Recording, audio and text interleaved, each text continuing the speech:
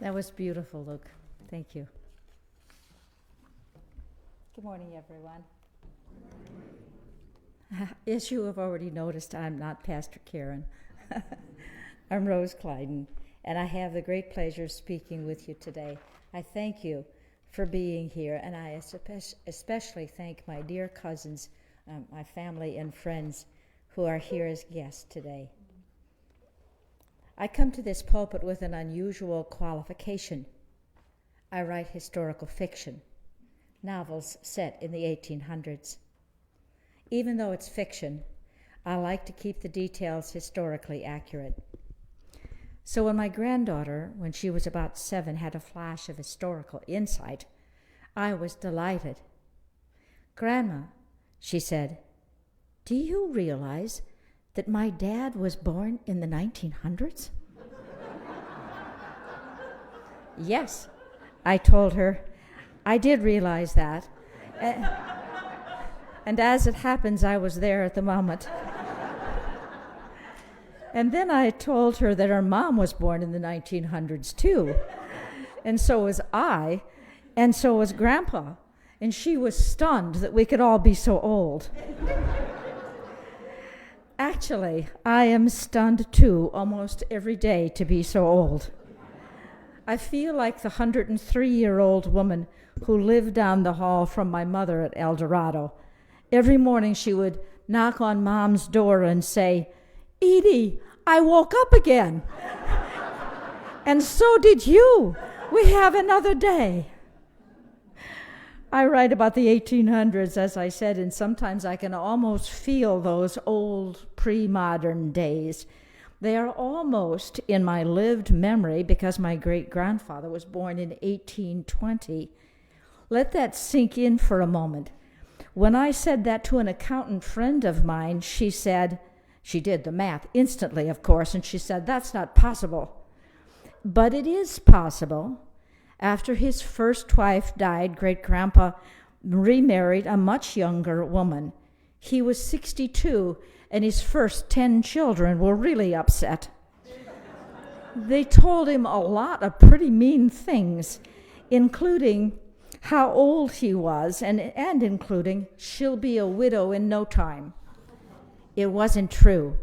It turned out that he lived to 91, and they were married 29 years.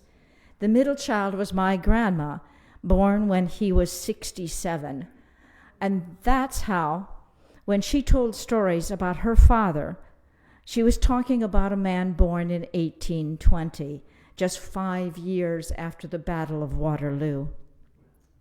Then, in 1836, when he was 16, great-grandpa and his parents and siblings immigrated to America, and it's their story that I tell in my novel, 1836, Year of Escape. What history teaches us is pretty clear. We are much better off than in 1836, or even when I was born in 1945. Sorry. I'm getting carried away. But we've played a typically human trick on ourselves. We've forgotten the bad parts. To get some perspective on the pre-modern world, start with some of today's problems. Take travel, for example. Travel today has problems. The price of gas, the TSA lines. But travel today is misunderstood. The modern world has transformed travel completely. In the early 1800s, few villagers traveled further ever, any day, anytime, from home than they could walk in half a day, so they could walk back again before dark. Carriages were for the wealthy few, and only a few people were wealthy enough to own riding horses. Draft horses, mules, and donkeys were far more common.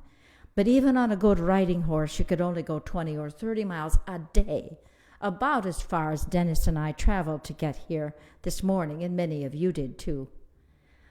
The fastest stagecoach might take you twice as far in a day, but only on good roads, which were almost non-existent. Let's not even talk about how uncomfortable it was to ride a horse or a stagecoach all day. Oh, there were sailboats and eventually steamboats and railroads, but even after that, the vast majority of our immigrant forebears were never able to go home again. Of course, they couldn't call home either. It took groundbreaking discoveries and decades of infrastructure building to give us today's ability to travel or communicate. But we hardly ever think about how difficult it was or how much we have accomplished. Or take housing. Houses today have wonderful things a person in the 1800s could hardly imagine, like glass in the windows and hot and cold running water. And let's talk about heating, ventilation, and air conditioning. After a couple of years of shivering or sweltering, we humans can keep our caves at 72 degrees day and night all year round. When it comes to HVAC, our houses are not just better, they are at peak. You can't get any better than the perfect temperature, night and day, all year round.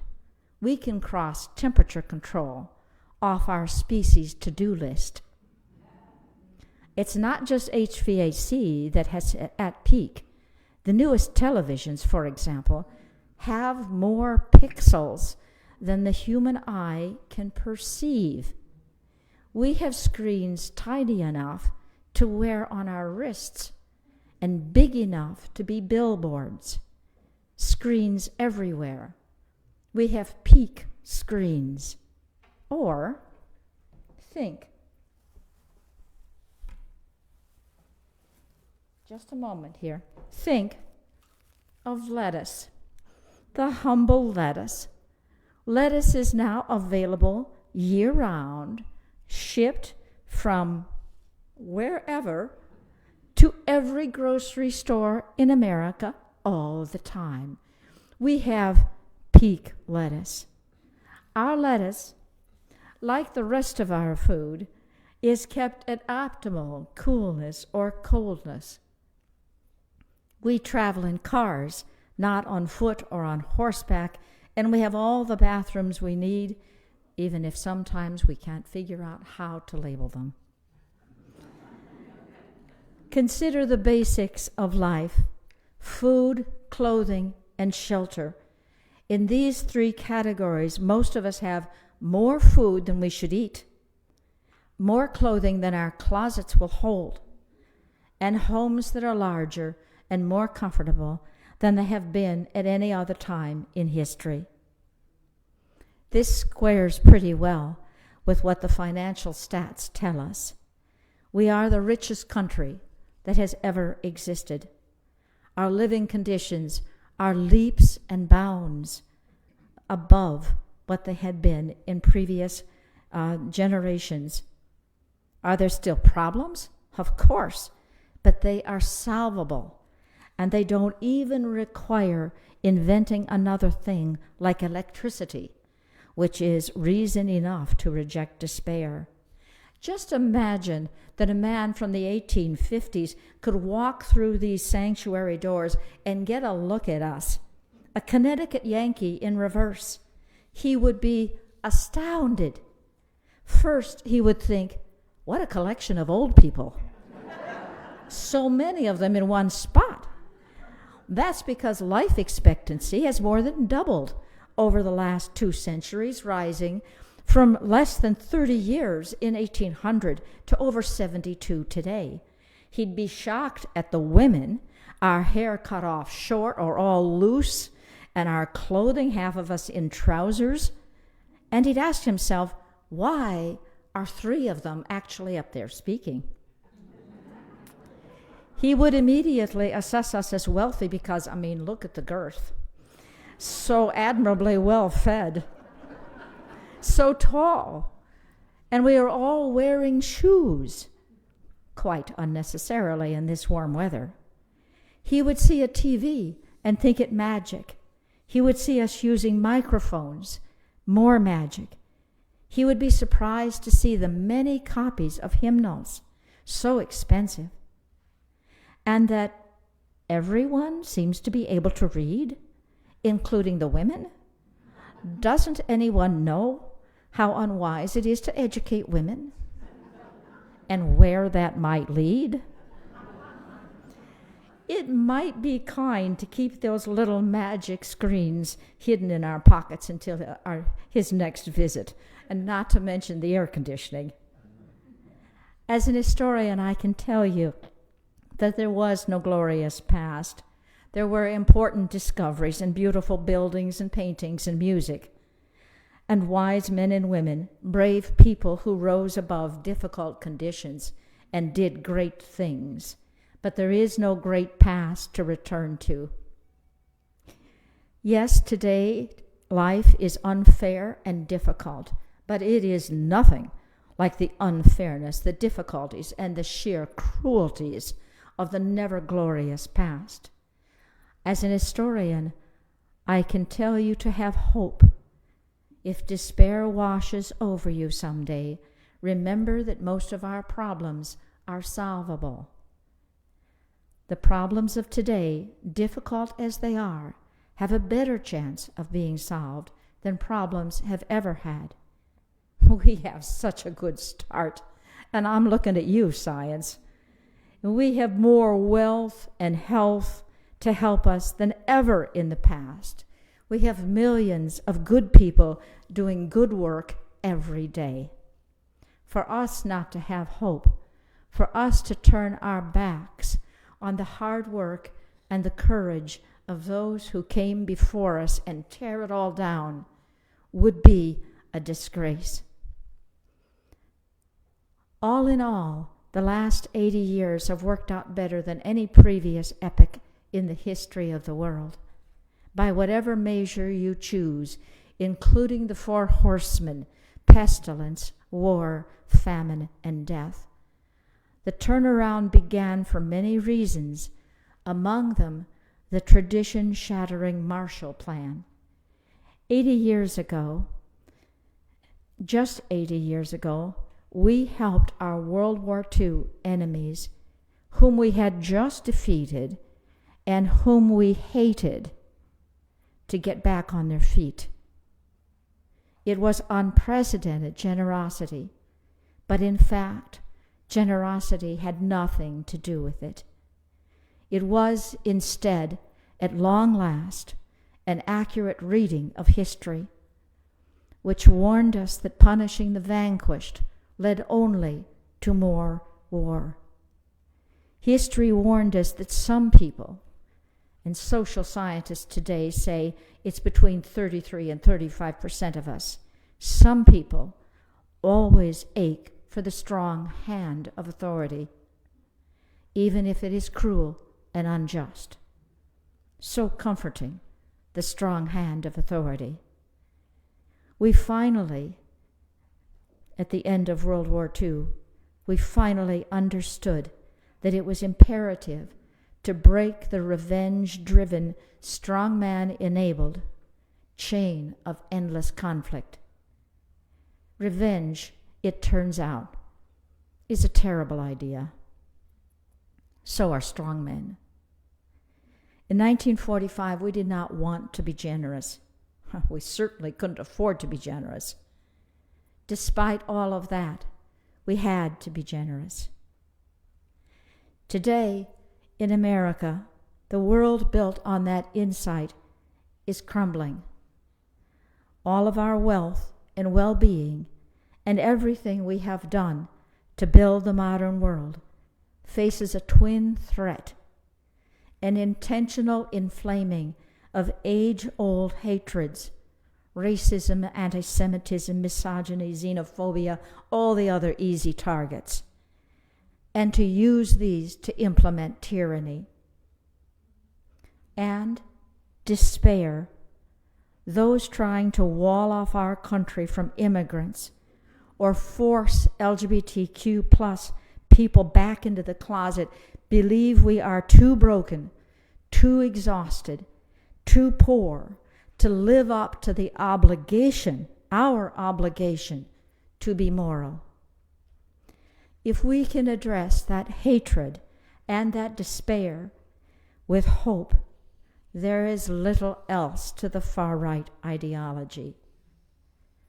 It starts right here with individuals like us, with a daily commitment to kindness, to rational optimism, to action. Think about how important this work is and how you could embrace it. Just as the Allies saw in 1945 that we had to be generous and wise, so must we.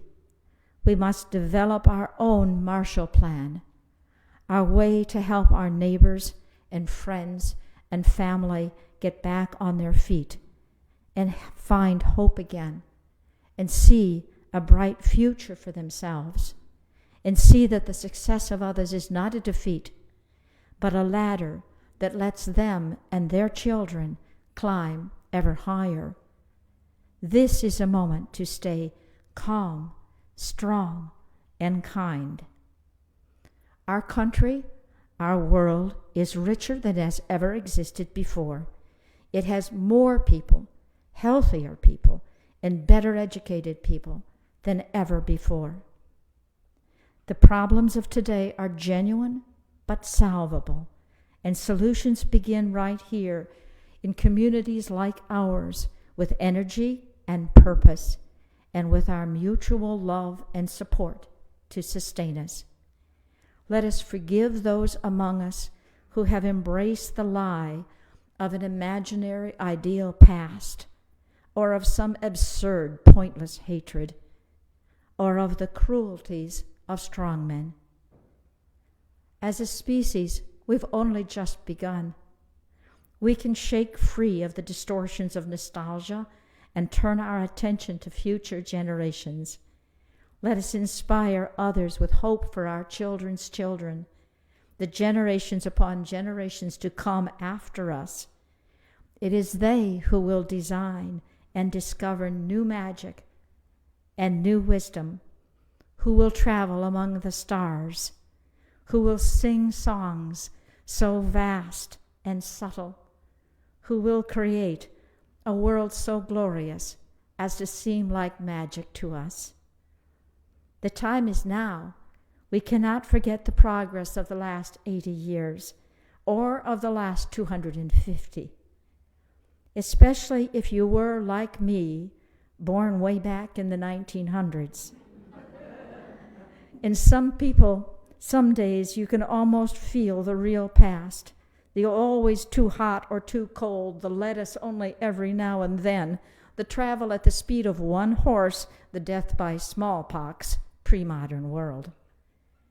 We must not let our beloved world descend into the horrors and deprivations of another dark age, another feudal age, because that's what's at stake.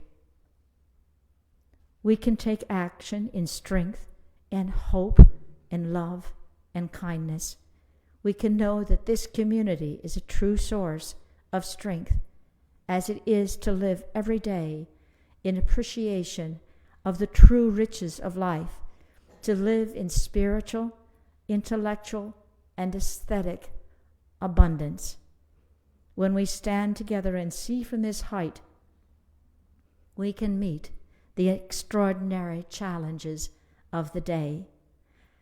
But this is a battle, as surely as Waterloo ever was, and we must bind up the wounds of the injured.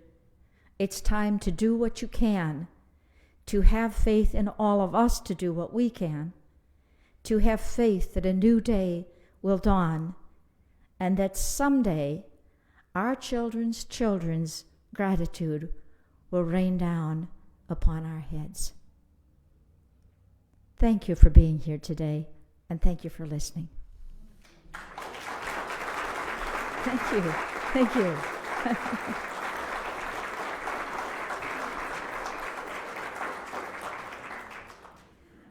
The next hymn is on page 15 of the Gray Hymnal, The Lone Wild Bird.